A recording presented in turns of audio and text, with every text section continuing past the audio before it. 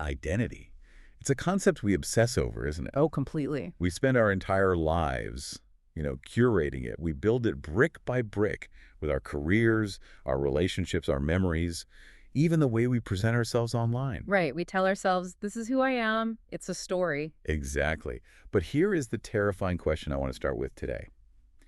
Is your identity a fortress built to last? Or is it actually a house of cards? It is a disturbing thought, honestly. We like to think we are the sum of our choices, that we have this solid core. That there's a permanent us in there somewhere. Yes, but neurologically speaking, we are the sum of our neural pathways. We are a collection of firing synapses, and those are much, much more fragile than people realize. One shake. One trauma, and the house of cards comes down. Exactly. And that is why we are opening the file today on Carole Barber. Now, to the uninitiated listener, this might sound like we're just doing a celebrity biography. And sure, on the surface, that is the wrapper. Right.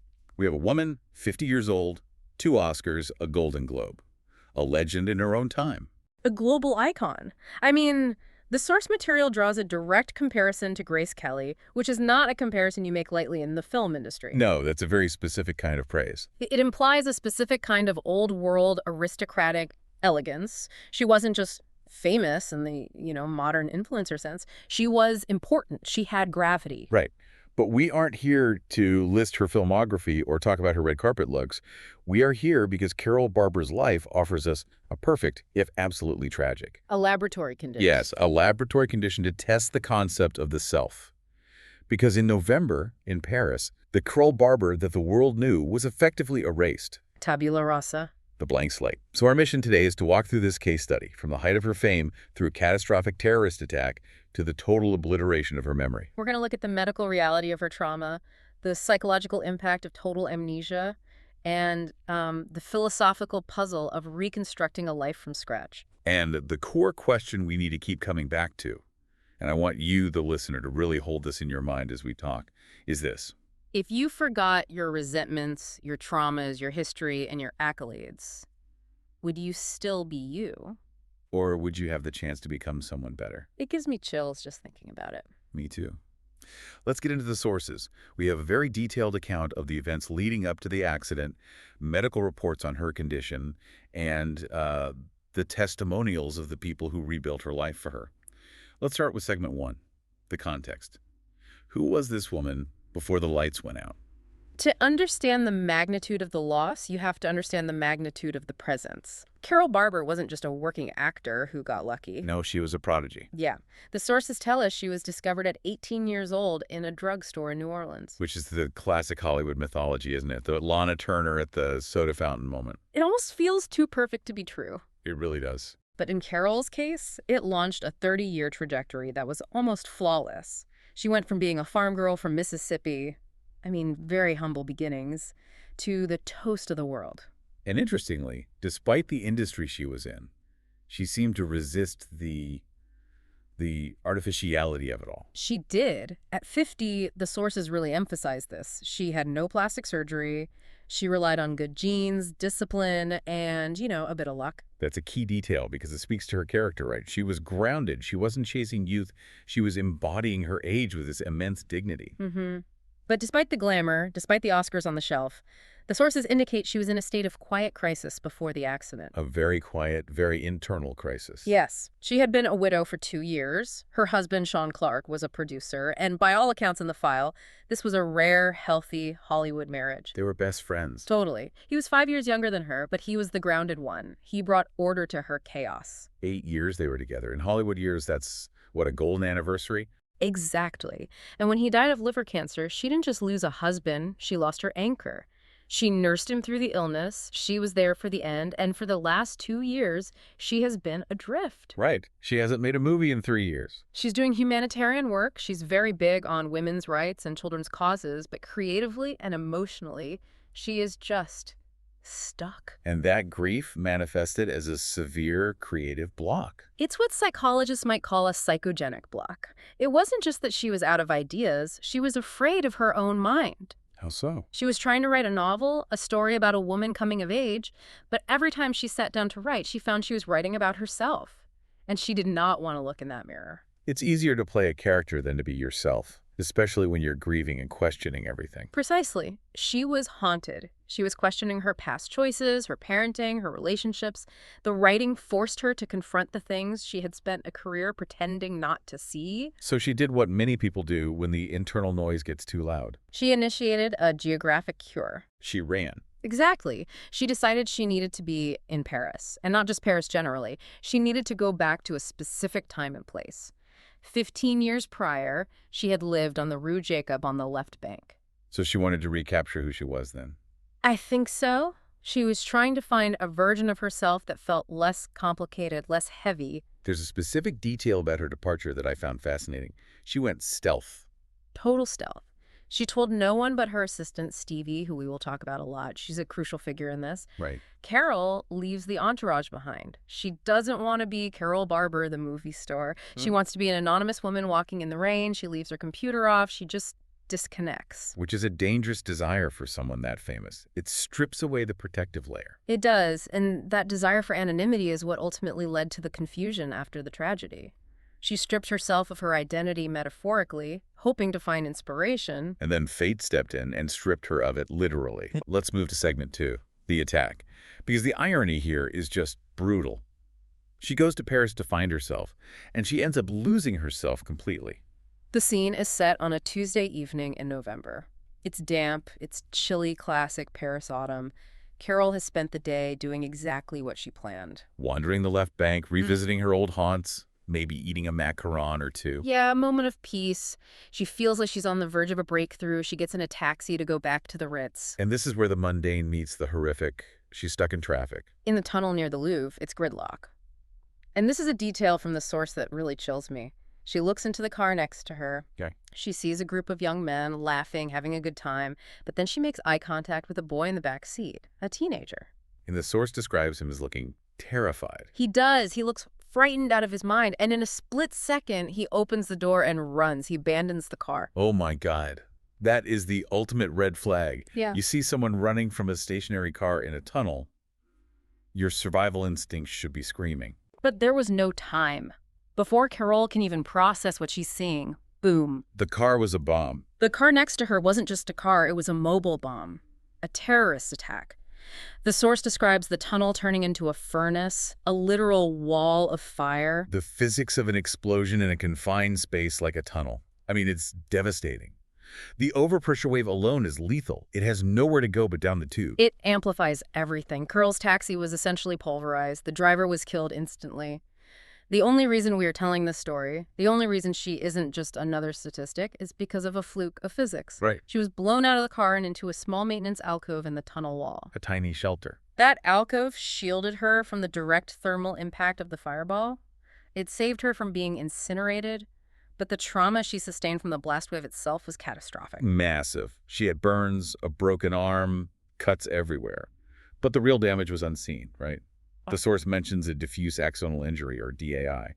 Can we break that down? Because we hear concussion or brain injury a lot, but DAI it's different. It's much more insidious. Please, yeah, unpack that for us. So a concussion is like a bruise. DAI is a shearing force. Imagine the brain is a block of gelatin floating inside a hard jar, right? Okay. When that explosion hit, the violent shaking caused her brain to twist inside the skull. This tears the axons, the connecting fibers between neurons. It disrupts the brain's communication network on a microscopic level. So it's like cutting the phone lines in a city. That's the perfect analogy. The buildings are standing, but no one can talk to anyone else. It's often fatal. So her hardware is intact, but the wiring has been shredded. Exactly. She falls into a deep coma. She is rushed to La Pitié-Salpêtrière, which is the trauma center in Paris. It's where they took Princess Diana. It's a world-class facility. And this leads to the Jane Doe mystery. Yeah. For 2 weeks, one of the most famous women on Earth lies in a hospital bed, and nobody knows who she is. This was the part I struggled with initially. In the age of the internet, in the age of global media, how is that possible? How does Carole Barber go missing in plain sight? It seems impossible, doesn't it? But it's a perfect storm of circumstances. Okay, walk me through it. First, remember the anonymity she sought? She left her passport and handbag at the Ritz. She had no ID on her body, just some cash in a pocket. Okay, so no papers, but the face. This is a face that has been on the cover of Vogue a dozen times. Think about the medical reality. She's on a ventilator, There's a tube taped to her mouth. Her face is burned and swollen from the blast. Her head is wrapped in bandages. Her hair is matted or, shaved in patches for treatment. So she doesn't look like the woman on the magazine covers. Not at all. And I imagine there's a massive context bias at play here. That is the biggest factor. If you are a French trauma surgeon dealing with a mass casualty event, dozens of victims, chaos, triage, you are in survival mode. You are not expecting an Oscar winner in bed 4. You see a middle-aged woman with blonde hair fighting for her life. Your brain doesn't make the leap to celebrity. You don't see what you don't expect to see. So she is labeled inconnu unknown. Jane Doe. And she stays that way for 14 days. 14 days of silence. How does the silence finally break? Because she certainly can't tell them who she is. It breaks because of the mundane details. The housekeeping staff at the Ritz, they notice her room hasn't been slept in, her clothes are untouched, her passport is still on the desk. But even then, they respect her privacy. It takes an external force to connect the dots. Enter Jason Waterman. The ex-husband. He calls from New York. Yeah. He's looking for her to discuss Thanksgiving plans for their kids. It's getting close to the holidays. A normal phone call? A totally normal phone call that turns into a nightmare. When the hotel manager tells him, "Sir, she hasn't been here," his financier brain kicks in. He assesses the risk immediately. He knows about the bombing. He knows she was in Paris. He puts 2 and 2 together while his heart is probably stopping. He tells the hotel to check the hospitals for unidentified victims. And they find one match. So Jason flies to Paris immediately. He drops everything. And the scene where he identifies her, it's heavy. It's the moment reality crashes in. He walks into the ICU. He sees the tubes, the monitors, the broken body. It must have been unrecognizable. And yet, despite the swelling, despite the injuries, he knows her hands. He knows the scars. He identifies her. And suddenly, Jane Doe becomes Carole Barber again. This kicks off segment 3, the vigil. Because now that they know who she is, the troops act fast. The family rallies. And this is where we really need to look at the cast of characters, because these are the people who will eventually rewrite Carole's history for her. It's a fascinating ecosystem surrounding her. It really is. First, you have Jason Waterman. They've been divorced for 18 years. He's a Wall Street titan, very alpha, very controlled. But the source makes it clear. He is still deeply, madly in love with her. Which is tragic, given their history. Yeah. He's the one who got away, or, well, the one who ran away. It's complicated. He carries immense guilt, which we will get to. Then you have the children, Anthony, 26, the son.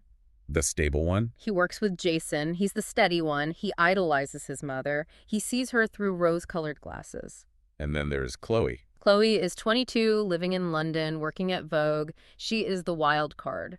The source describes her as historically resentful. Ooh. She views her mother's fame as a personal theft. She feels she was neglected, overshadowed. She's the difficult child, but really she's just the hurt child. She's needy. And finally, Stevie. I feel like everyone needs a Stevie in their life. She's Imaro, the assistant. But calling her an assistant is an insult. She's the gatekeeper, the confidant, the sister in arms. She is the fixer. She's the only one who knows where the bodies are buried. She's pragmatic, tough, and fiercely loyal. She's the glue holding this dysfunction together. So they're all gathered around the bed. Well, it's a vigil. And the doctors are pessimistic, right? Extremely. They've taken Carole off the respirator, so she's breathing on her own, which is a victory. But there's no lights on. It's been weeks. The doctors are starting to use phrases like permanent vegetative state. They're preparing the family for the worst. But Stevie isn't having it. No. Stevie decides that medical science is fine, but what Carole needs is a kick in the pants. I love this moment. It's the Sleeping Beauty intervention, but with more attitude. It is. Stevie waits until the family leaves for a break, maybe to get food or just escape the beeping machines. She stays behind, she sits by the bed, and she doesn't use the soft, soothing hospital voice. She uses her boss voice. Yes. She essentially gives Carole a performance review. She leans in and says, "Get off your dead ass and get back to work. The Sleeping Beauty routine is getting old." That is risky. But it fits their dynamic perfectly. It pierces the fog, whether it was the familiarity of the tone, the aggression, or just pure coincidence. The next morning, Carole opens her eyes. It's a miracle. It is. But the miracle has a catch. She opens her eyes, the family rushes in, weeping with joy. And Carole looks at them, looks at Jason, looks at her own children, and her face is blank. She has no idea who they are. None. The lights are on, but the hard drive has been wiped. This moves us into segment 4, the clean slate. The medical term is global retrograde amnesia. Combined with anterograde issues, she wakes up and she doesn't know she's a mother. She doesn't know she's an actress. She doesn't know what an Oscar is. She looks in a mirror and sees a stranger with a scar on her cheek. The terror of that must be absolute. We take our continuity for granted. We wake up and we know, I am me, I live here, I do this. Yes. To wake up and have no context, it's primal fear. It is, and she has to relearn everything, not just biography, but function. She has aphasia, she can't find words, she knows what a turkey is, conceptually perhaps, or she knows she's hungry, but she can't find the label for the food. She has to point and gesture like a toddler. But Stevie finds a way to hack the system again, and it leads to one of the funniest moments in the source material. It's brilliant. Stevie realizes that polite, complex language is hard. It requires high-level cognitive processing. But emotional language, profanity, that often lives in a different part of the brain. The more primal structures. The basal ganglia or the limbic system, yeah. The deeper parts. So Stevie teaches her to swear. Priorities. Priorities. So you have this elegant, injured woman sitting in bed practicing the F word. Imagine the doctors walking in on that. She looks at the doctors and says ass and fuck with this big, proud smile because she's mastering communication. It breaks the tension for the family, but it also shows her determination. She wants to connect, even if it's crude. But under the humor, there's a deep sadness. The family brings her Thanksgiving dinner in the hospital, and there is a moment involving marshmallows that serves as the perfect metaphor for her condition. Yes. Sweet potatoes with marshmallows. A classic American dish. Right. The old Carole Barber, the sophisticated movie star who lived in Paris, detested them. She called them garbage. She was a bit of a food snob. Which fits the persona. Right. But the new Carole, she tastes them, and she loves them. She thinks they are delicious. And Chloe tries to correct her. Mom, you hate those. And Carole just shrugs. I like them. It's a small detail, but it signifies a massive shift. She is no longer bound by her past preferences, her past pretensions, or her past prejudices. She is experiencing the world for the first time again. Her neural pathways are remapping. She is literally a new person. This brings us to the most complex part of the episode, segment 5, reconstructing the past. Because Carole can't remember her life, she has to rely on the people around her to tell her who she was. It's a live-action biography, but here is the catch. Every biographer is biased. She is receiving 3 very different versions of Carole Barber, and she has to figure out which one is true. Let's start with Jason's version, because he has the most to lose and the most to hide. He could easily lie to her. He could paint himself as the saint. He could, but to his credit, Jason steps up. He decides to tell her the truth, even the parts that make him look like a villain. Yeah. He sits by her bed and narrates their marriage, the rise and the fall. He tells her about the whirlwind romance. When she was 22, they were the it couple. Amen. But then he confesses the sin, the midlife crisis. He admits that as her star rose, as she became this global icon, his ego shrank. He became jealous. He felt small. He needed validation. Enter Natalia. The 21-year-old Russian supermodel, the cliché. Jason admits he had an affair. He admits he got her pregnant. And he admits, and this is the kicker, that he flew to Paris while Carole was filming, while she was working to support their family to ask for a divorce. Wow. He blew up their family for a fling. Hearing that, Yeah. even if you don't remember it, hearing that the man holding your hand did that to you, that has to be devastating. You would think so. A normal person with memories would be furious. They would relive the betrayal. But this is the miracle of the amnesia. Exactly. Carole hears the story, but she doesn't feel the sting. She doesn't have the somatic memory of the betrayal, the sleepless nights, the crying, the humiliation. She just sees a man who is deeply sorry. And who has spent 18 years trying to atone. So she forgives him. Just like that. Just like that. Because she isn't the woman he cheated on. She's a new woman hearing a sad story about 2 people she doesn't know. It allows them to bypass years of therapy and resentment in a single conversation. That is wild. It's like a cheat code for relationships. It is. Then we have the children's narratives. And this is a classic case of 2 siblings growing up in the same house, but having completely different childhoods. The Rashomon effect, totally. Anthony tells her, "You were great, Mom. We had fun. We went to movie sets. It was an adventure." He remembers the perks. He remembers the love. Right. And Chloe. Chloe's narrative is darker. She unloads. She tells Carole, "You were never there. You chose the movies over us. You were a distant star, not a mother." That is a dagger to the heart. Carole asks Stevie later, "Was I a bad mother?" Do I love them? It's her biggest fear. She looks at this angry young woman and thinks, I must have been a monster. But here's where the fact-checking comes in. Stevie and Jason intervene. They defend Carole to Carole. Yes. They tell her the objective truth. Yes, she worked. She was a CEO of her own brand. But she took the kids on location. She hired tutors so they could travel with her. She flew home every weekend. She turned down scripts to be with them. So Chloe's memory is colored by her own emotional needs, not necessarily by the facts. Exactly. Chloe felt abandoned because she was needy, so she created a narrative of abandonment to explain her feelings. But Carole, in her new state, makes a profound decision. And this is where the expert in me just wants to applaud her emotional intelligence. What does she do? She realizes it doesn't matter what happened then. Arguing about the past is futile because she can't remember it. It matters how Chloe feels now. She adopts a pragmatic approach. She says, okay, I don't remember the mistakes, but I'm here now. I have a second chance to be the mother you need today. She validates Chloe's feelings without accepting the guilt of the past. Let's start over. Basically, it's incredibly healthy. It's the ultimate pivot. And finally, Stevie's narrative. She has to fill in the gaps about Carole's character. Stevie is the character witness. She is. She tells Carole about her advocacy, her kindness, her strength. She assures her, you are a good person. Which is what Carole desperately needs to hear. But Stevie also has the burden of telling her about the tragedies. Specifically, Sean. The husband who died 2 years ago. Imagine that trauma. You wake up and someone tells you you were married to the love of your life, he was wonderful, and he died of cancer. You have to grieve a person you don't remember. You have to mourn a ghost. She feels the loss of the history, and she sees the pain in Stevie's eyes, but she can't conjure the face of the man. It's a phantom limb pain. You feel the absence of something you can't see. It's heartbreaking. But just when we think we have the full picture of Carole's life, the ex, the kids, the widowhood, the story throws a curveball. Segment 6. The Mystery Visitor. This is the most cinematic scene in the whole saga. It belongs in one of her movies. The family is out to dinner. Right. And the security at the hospital is a bit lax, which frankly is a whole other issue for a VIP patient. But a man talks his way in. How is he described? He's distinguished, older, silver hair, carries an air of absolute authority. Mathieu de Billancourt. The former Minister of the Interior of France. A very big deal in French politics. He walks into her room carrying red roses.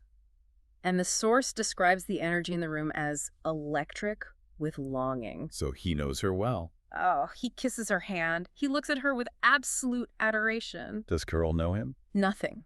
Zero recognition. She looks at this man who clearly loves her, who is looking at her like she is the center of the universe, and she asks, are you a doctor? Oh, God. That has to destroy him.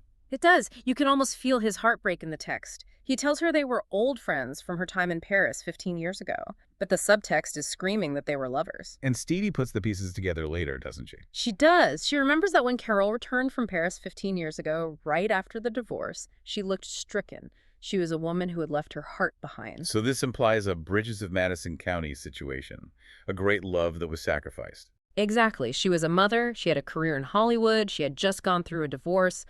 A romance with a French politician was probably impossible.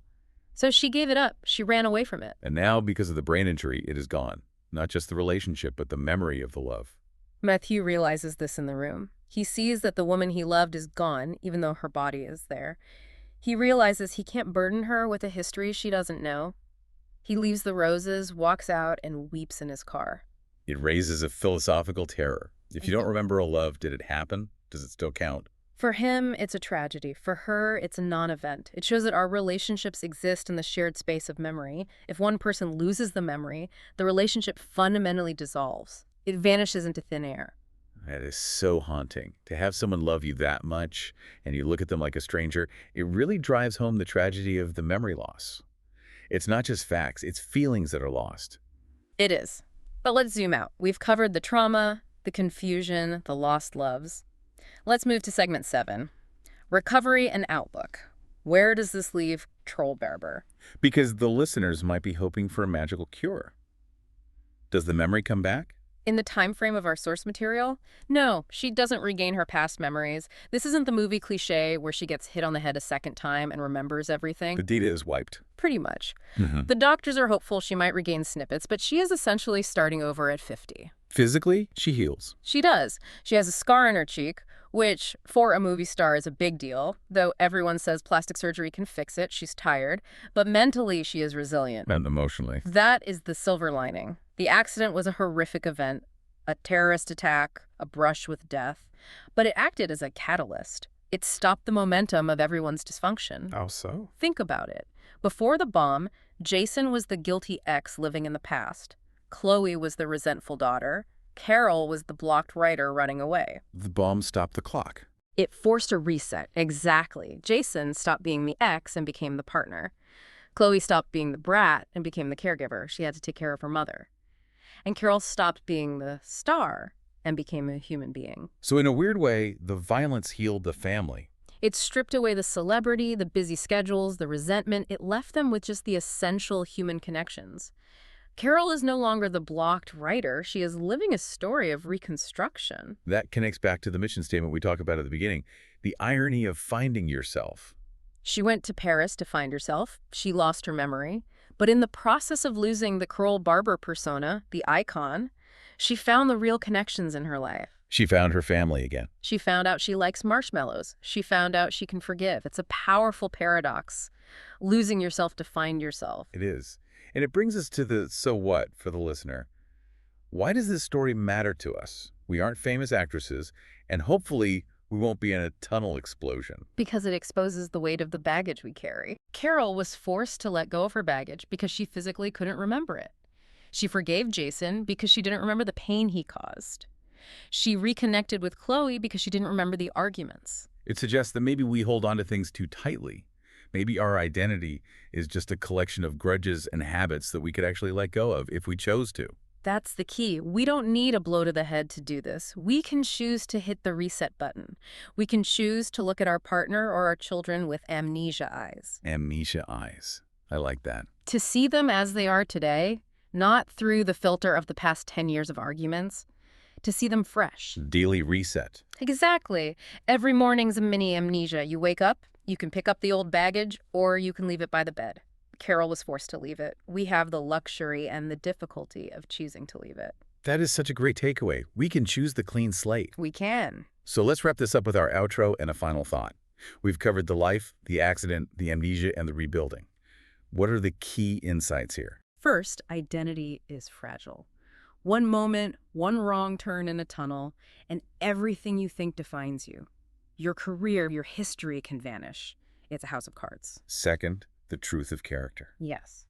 Even without her memories, Carole was still kind, she was still curious, she was still resilient. Stevie told her, "You are a good person."